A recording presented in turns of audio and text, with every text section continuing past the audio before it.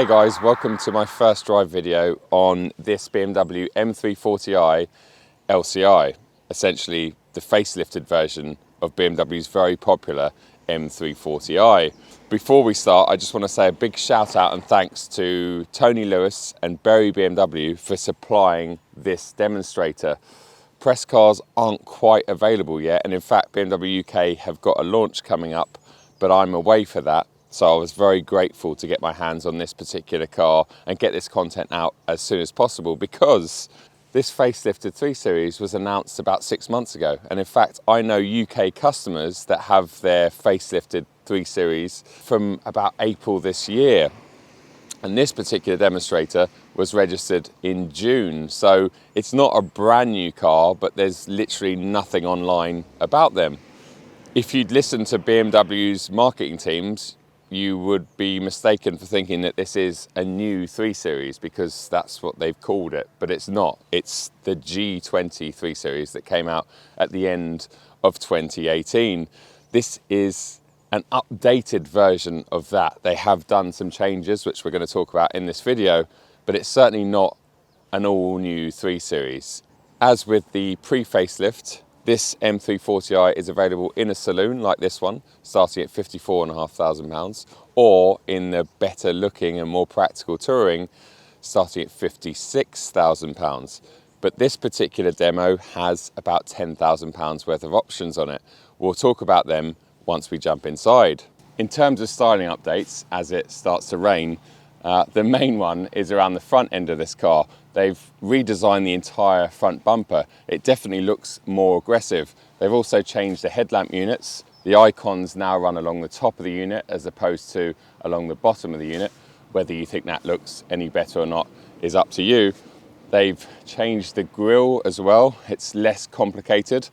It's still an active grille, so you can see it's closed now, retaining the engine temperature that I produced on the way down here. And when I take it out and do some spirited driving, that will open back up again to make sure there's enough air going into that brilliant B58, which we'll get to in a minute. And when you get around the back of the car, well, it's very similar. The light units are exactly the same. They've redesigned the bumper slightly, and we have a more aggressive rear diffuser, which obviously is aesthetic only. It doesn't do anything in terms of aero, but maybe it looks a little bit sportier. Under the bonnet, we have BMW's familiar and brilliant B58, which is a 3-litre inline-6 turbocharged unit. Produces 374 horsepower and 500 newton meters of torque.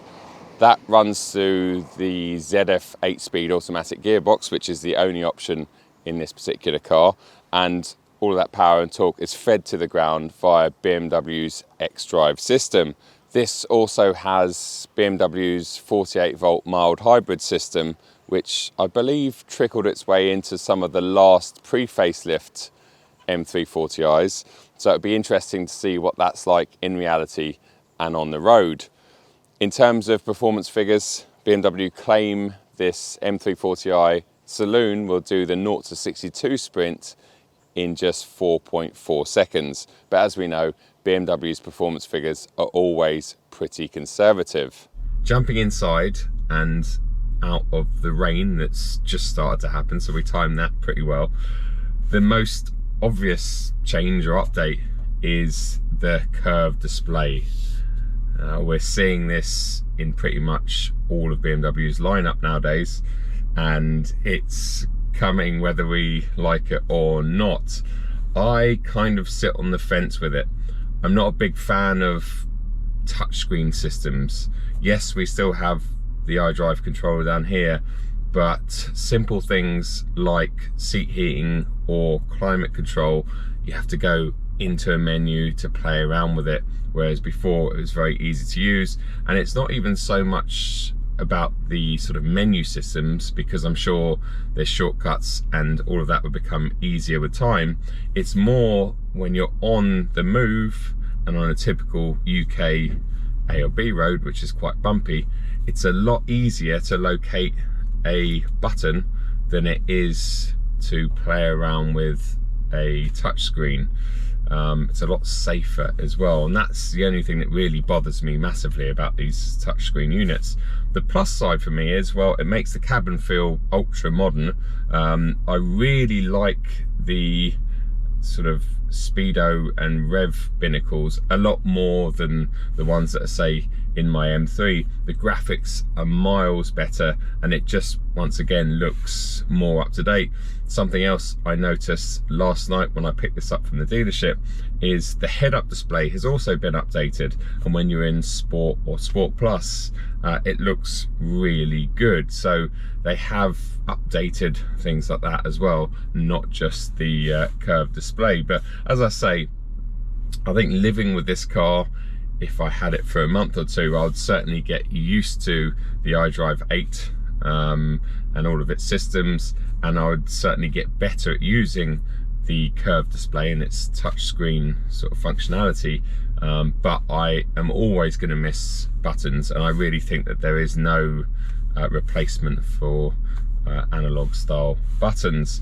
Everything else though is the same wheel, paddles, interior wise pretty much the same, except for down here. Well, you notice there's no gear selector anymore. Well, there is, but it's a little tab.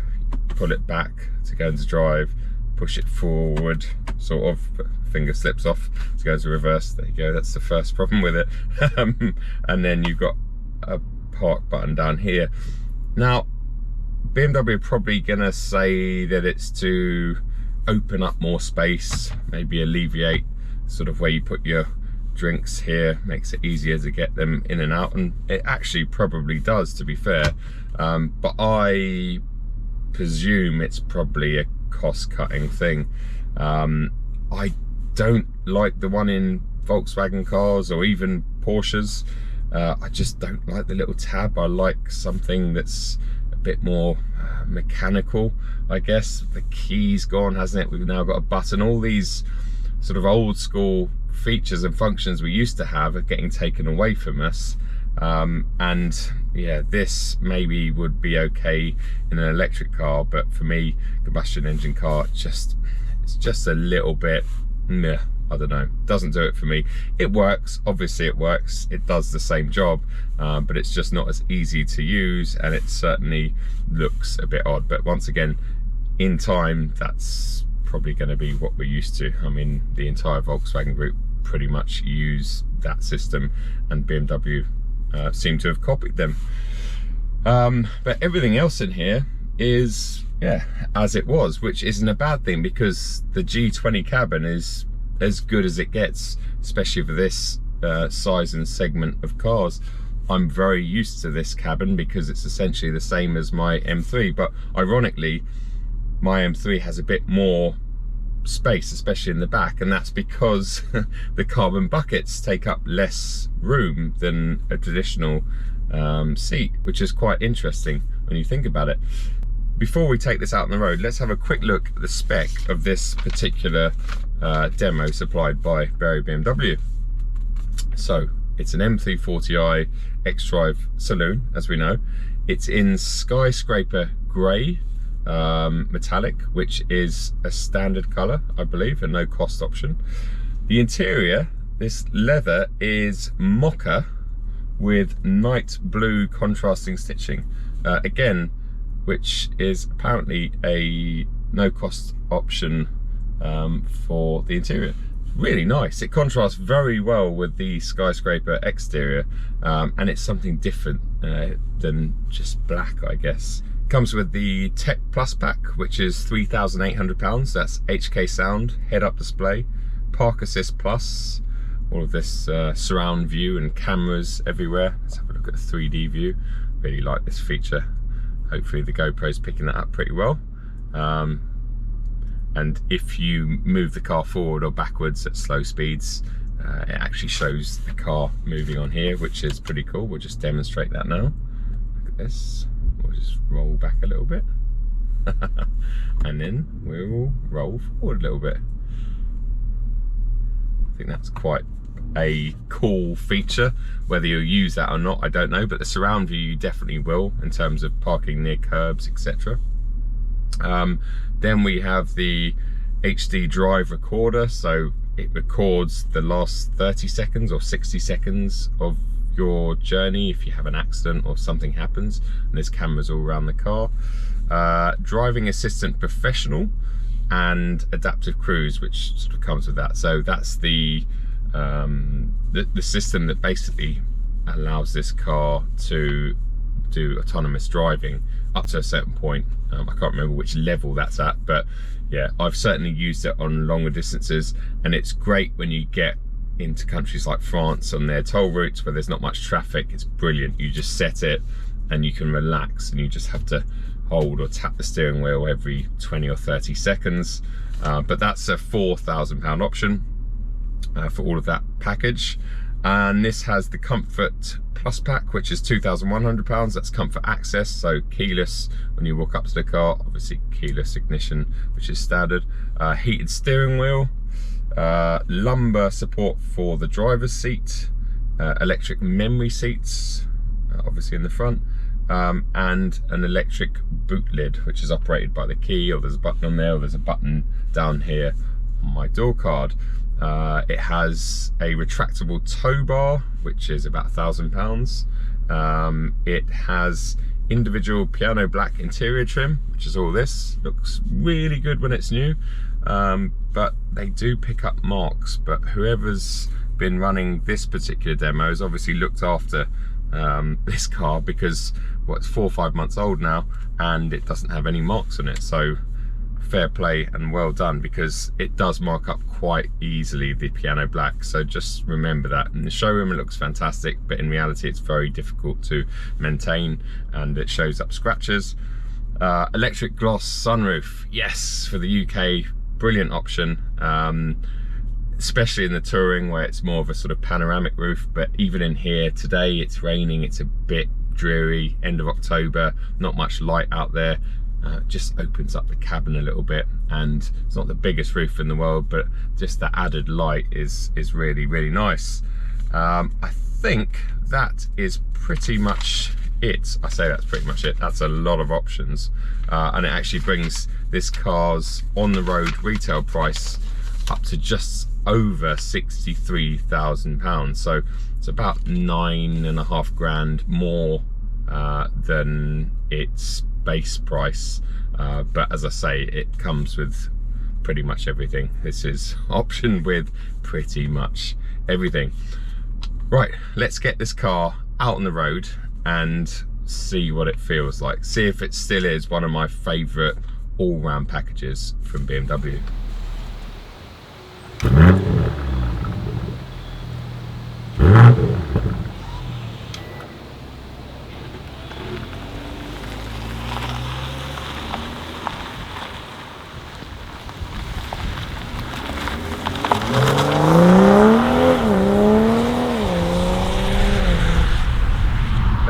Driving position, well, it's pretty decent. This is a G20 3 Series, and the H point, which is where the seats essentially bolt onto, is pretty low. But these particular standard seats do sit a little bit higher, off memory anyway, than the optional M Sport seats, which are the seats that come standard in the M240i xDrive and come standard in cars like the M3 and M4, and in fact the new M2 as well. They're about 850 quid, and I think that's money well spent. But if you do go for those M Sport seats, then you can't get a mocha interior. I think the only 2 colour options with those seats are black or cognac, and cognac's pretty cool. I think that would work with this exterior colour, so just bear that in mind. But I think definitely if you're a taller chap like me, it's definitely worth looking at getting the M Sport seats. Also, they do offer you a lot more support when you're pushing on, which someone buying an M340i might appreciate.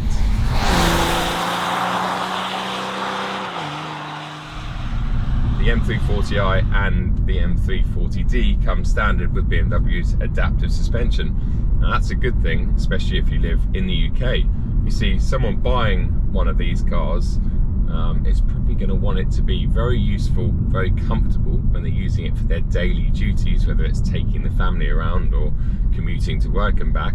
But they also want it to transform into a bit of a sports saloon or sports touring when they do hit their favourite road, and having the adaptive suspension gives you those options. I'm currently in comfort and the ride quality is pretty good, but it's not perfect.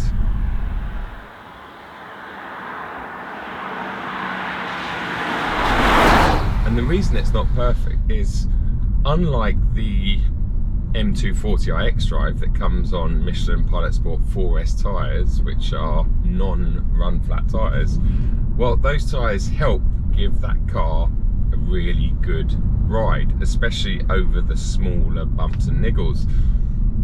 This particular car, and in fact every M340i or D in the UK, is spec'd and sold with run flat tyres.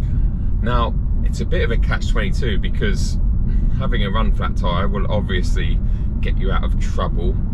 If you do get a puncture, you can limp home in most cases, or at least to a safe place to get recovered. But even with the latest run flat tyres, this one's got Goodyear asymmetrics on it. They offer decent amounts of grip and stuff, but the construction of the actual run flat tyre means that the ride quality over the smaller stuff is not great, and that literally is down to the tyre construction. So although the ride quality is good, it's not brilliant.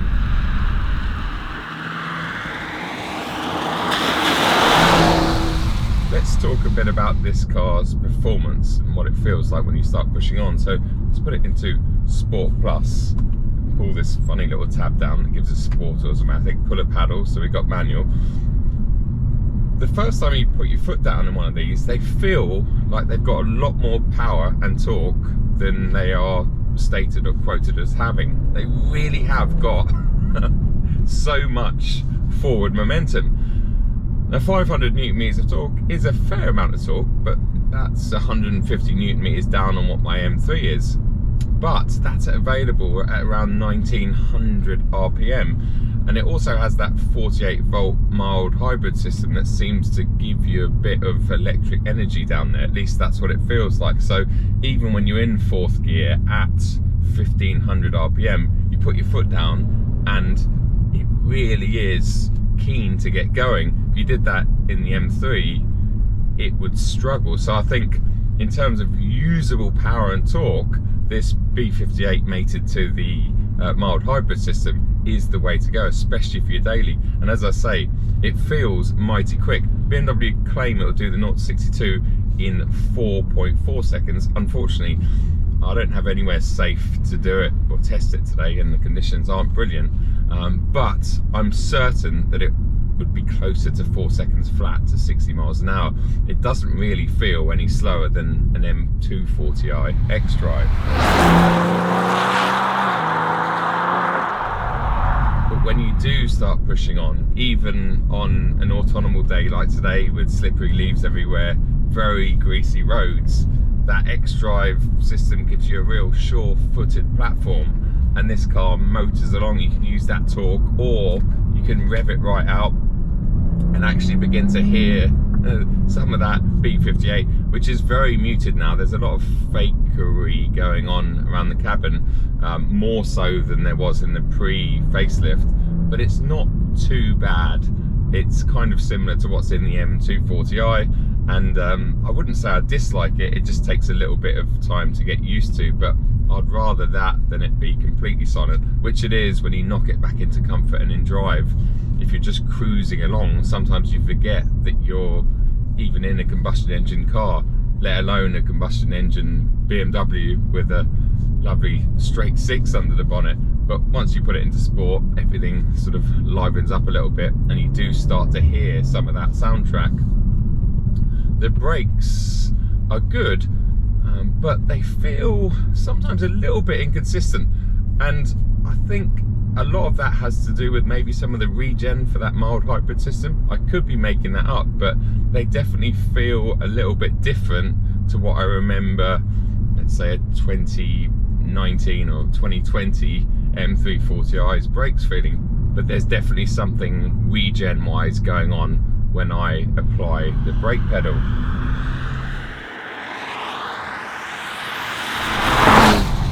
On the move today and in practice, this curve display has actually really worked in terms of showing me what I need to be shown. Aside from the fact that, as we talked about, the actual touch screen aspect of it isn't brilliant, but we can operate a lot of it with the iDrive controller down here. I can see the speed and the revs really clearly, and I think all of that works really well.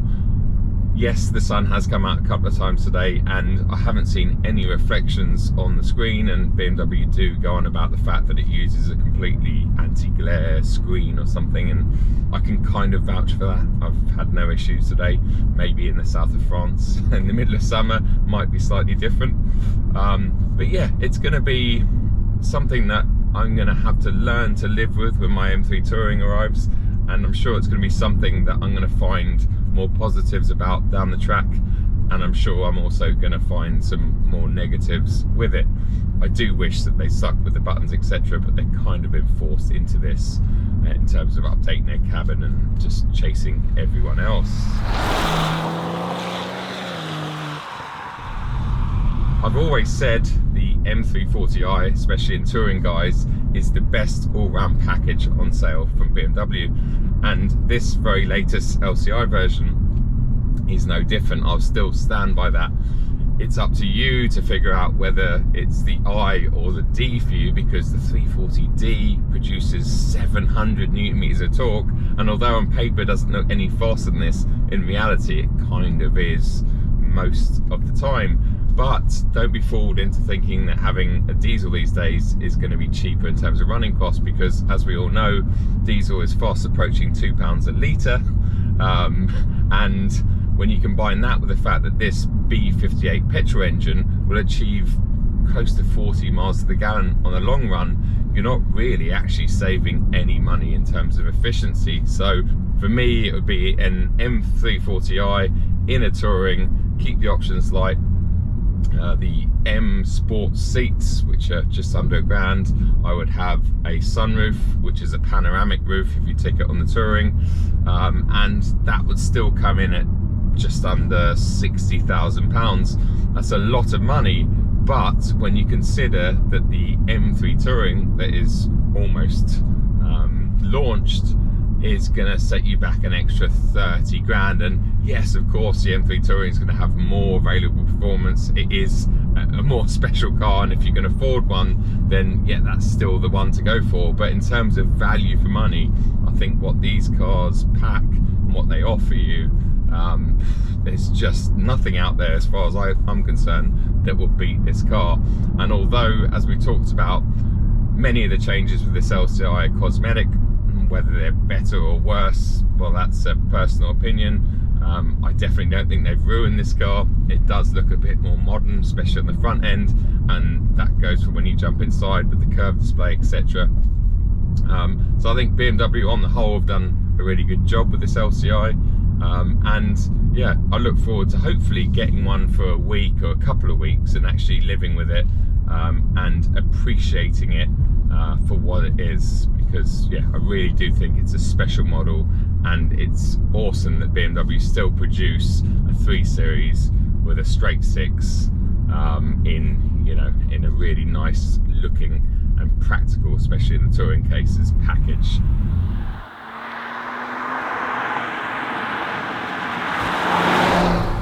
Thanks so much for watching. I hope you enjoyed my first drive video on this car. Huge thanks and shout out to Tony Lewis and the Berry BMW Group for lending me their demonstrator. If you're looking at getting yourself a new BMW, make sure you hit up Tony. His details will be in the description below. Until the next video, take it easy, and I'll see you then. Cheers.